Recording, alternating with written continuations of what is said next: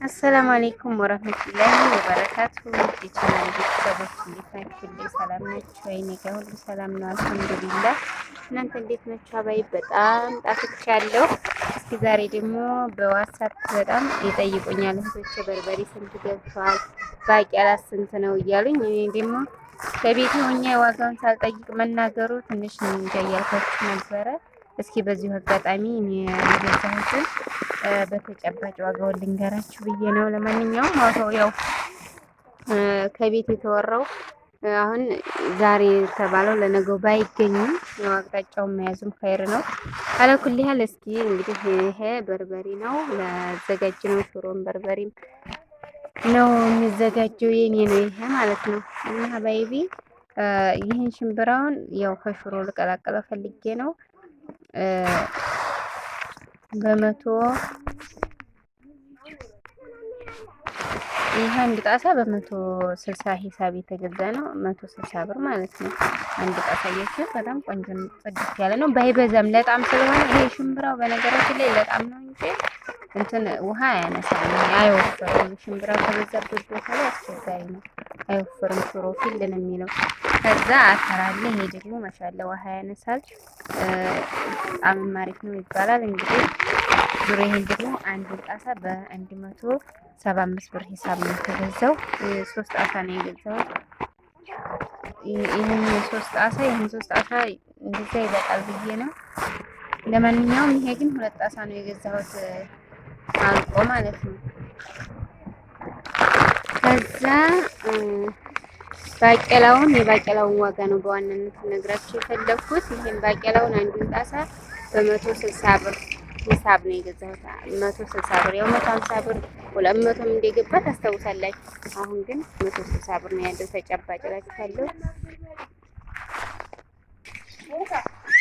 ከዛ በርበሬውን ከቤት 830 850 ነው እያሉ ነበረ።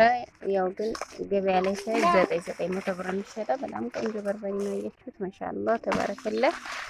እና ከይሄ የተሻለ ደግሞ መልኩ ጠቆር ያለውን ለሳምንት ቅዳሜ አምጣልኝ ብዬዋለሁ ለጓደኛዬ።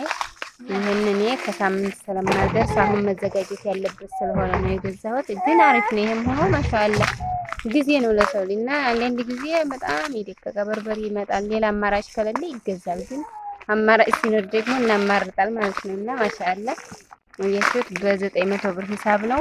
20 ብሩን በደንበኝነት ነው የቀነሰልኝ እንጂ በሐሙ የሚሸጠው 900 ብር ነው ኪሎ ማለት ነው።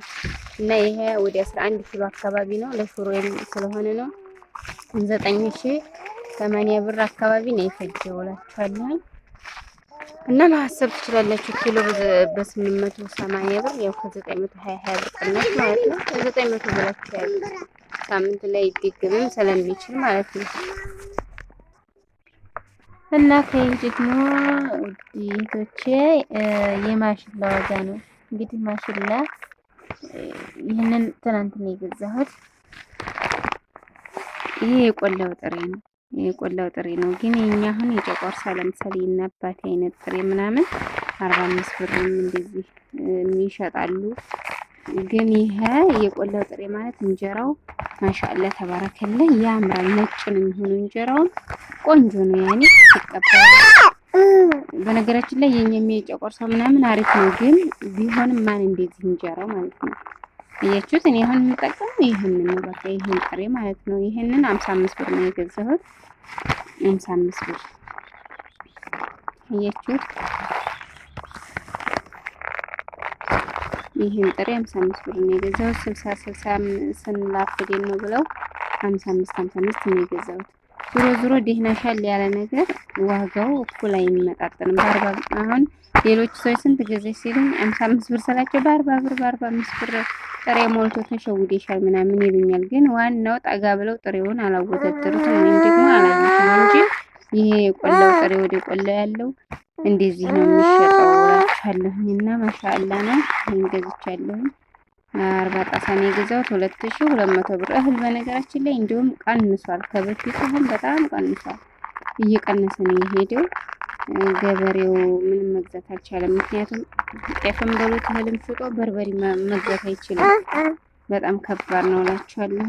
ማለት ያህል እንግዲህ አላህ እንትን ያሳምረው ኢንሻአላህ። ሁሉንም ነገር እሱን የያዘው እና ዋጋውን እንግዲህ በከፊል ይሄን ይመስላል የነገርኳችሁ ይመስለኛል። ይሄ ምንም ቅንድ የሌለው ማለት ነው። አሹክሹክ ነው፣ በዛው ተሾክሹኮ ነው የመጣው እንጂ እንዲህ ቅንድ አንድ ያለ አንድም ቅንድ አይሸጥም። አሹክሹክ ነው እላችኋለሁ። ይሄን ይመስላል። አሁን እረፍት ነው በቃ በዛው ሹክሹክ ምናምን